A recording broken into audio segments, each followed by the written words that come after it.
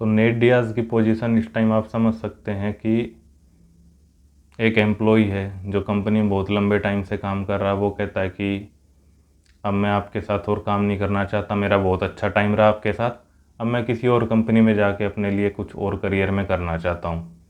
और आपकी कंपनी चाहती है कि नहीं, आप तो हमारे गुलाम हो, आपको हम कहीं नहीं जाने देंगे, और अगर कहीं जाओगे तो आपको बर्बाद करके भेजेंगे। तो ये जो स्टोरी है नेट डियाज की नहीं है, ये हम सब लोगों की भी है, और शायद इसलिए लोग हम सब इस फाइट से इतना जुड़ा हुआ महसूस कर रहे हैं। जी हाँ, मैं बात कर रहा हूँ यूएफसी की अपकमिंग फाइट नेट डियाज और खमजात चिमाएव की। तो सबसे पहले, वैसे तो आप सबको पता ही है मैच क्या है, किसका क्या रिकॉर्ड है, किसकी क्या स्ट्रेंथ है, उसके बारे में बात नहीं कर रहा। बात यह कि इतना बहुत ही बैड मैचअप इसे बोलेंगे, बैड मैचअप है, लेकिन फिर भी यूएफसी इसके साथ आगे क्यों बढ़ रही है, हम उस पर चर्चा करने वाले हैं।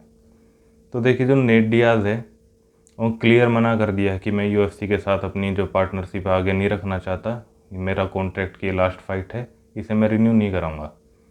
यूएफसी बहुत टाइम से पीछे पड़ी हुई थी कि अगर कॉन्ट्रैक्ट रिन्यू हो जाता, अगर और फाइट ऐड हो जाती हैं तो नेट डियाज जिसके साथ बोले हम उसके साथ उसकी फ़ाइट कराने के लिए रेडी हैं, लेकिन अगर वो अपना कॉन्ट्रैक्ट रिन्यू नहीं कराता तो फिर जो फाइटर हम उसे देंगे उसे उसके साथ फाइट करनी पड़ेगी।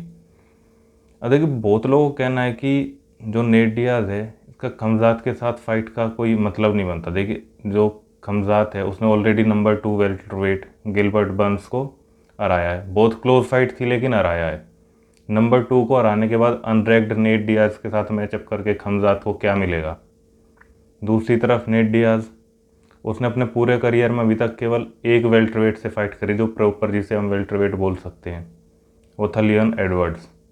उसके अलावा उसने 155 पाउंड फाइटर्स के साथ फाइट करी है, जो 170 में भी उन फाइटर्स के साथ करी है जो पहले लाइट वेट होते थे, और उसकी भी कॉन्ट्रैक्ट में लास्ट फाइट है। तो मतलब किधर से भी कुछ ज़्यादा दिखता नहीं है, लेकिन यूएफसी ने फिर भी इस फाइट को इसलिए चुना है, इसके बहुत बड़े दो कारण हैं। देखिए, नेट डियाज किसी के भी साथ फाइट करेगा, वो साल की सबसे बड़ी इवेंट्स में से एक होगा, ये फिक्स है।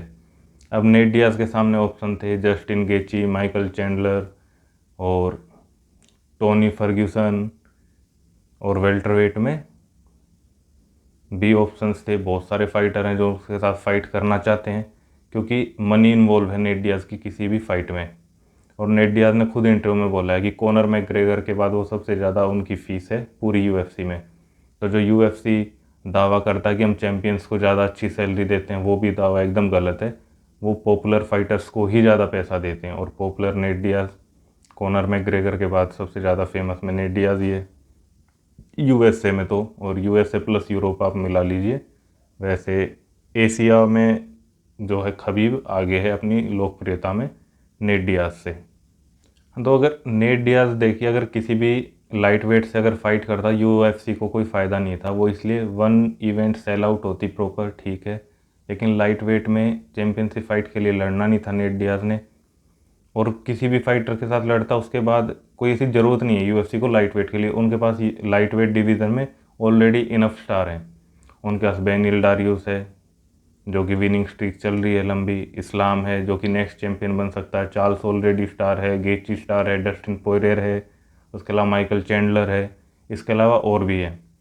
लेकिन वेल्टरवेट यहाँ पे कमारू उस्मान बहुत ज़्यादा डोमिनेंट है, ये सबको पता है ये बात। और कमारू उस्मान लंबे टाइम से एक्टिव है, और वो भी अपने लिए दूसरा विकल्प ढूंढ रहा है। वो कैनेलो को बोलता रहता बॉक्सिंग मैच के लिए, या वो भी अदर डायमेंशन में जाना चाहता है। वो अब देखिए, यूएफसी के लिए जो ट्रेनिंग है वो बहुत टफ होती है। आदमी एक टाइम के बाद उसे कंटिन्यू रखना बहुत मुश्किल हो जाता है उसके लिए। जो 40 प्लस साल की एज में भी कर रहे हैं उनकी बहुत हिम्मत माननी चाहिए जो कर रहे हैं, लेकिन एक टाइम पर लैक ऑफ मोटिवेशन भी हो जाता है, जो कि कमारू उस्मान में होने लगा, क्योंकि वो ऑलरेडी सबको बीट कर चुका है। उसका सेकंड रन चल रहा है, कोल्बी कोविंगटन को 2 बार हरा चुका, मासविडाल को, लियोन एडवर्ड्स के साथ सेकंड फाइट है, यहाँ तक कि जो मिडिल वेट में इतना अच्छा फाइटर सीन स्ट्रिकलैंड, उसे भी वो हरा चुका है। तो मिडिल वेट के फाइटर्स को भी कमारू उस्मान ईजिली हैंडल कर सकता है। ज़्यादातर को मुझे लगता है अगर मिडिल वेट में भी कमारू उस्मान मूव अप करता है तो मार्विन विटोरी और रॉबर्ट विटेकर और इज़राइल एडेसानिया, ये 3 ही चैलेंज हैं उसके सामने। बाकी तो मुझे लगता नहीं है कि कमारू को मिडल वेट में भी इस टाइम पे कोई रोकने वाला है। तो इसलिए अब यूएफसी को नया स्टार चाहिए वेल्टरवेट डिवीज़न में। वेल्टरवेट में मासविडाल का नाम एक तरह से ख़त्म हो चुका है। कोल्बी कोविंगटन 2 फाइट हार चुका है। कमारू उस्मान से अगर वो चैंपियन बनता भी है तो लोग ऑब्वियसली पॉइंट आउट करेंगे कि he is second best, he is not the best. लेकिन खमजात एक नया प्लेयर है, उसकी अभी भी हाइप है। तो इसी चीज़ के लिए यूएफसी ने फाइट रची है, इसी के लिए ये इतना पुश कर रहे हैं, क्योंकि खमजात नेट डियाज़ को हराएगा। नेट डियाज़ की फ़ाइट पूरा वर्ल्ड देखता है, तो उससे ज़्यादा व्यू पॉइंट मिलेंगे यूएफसी को।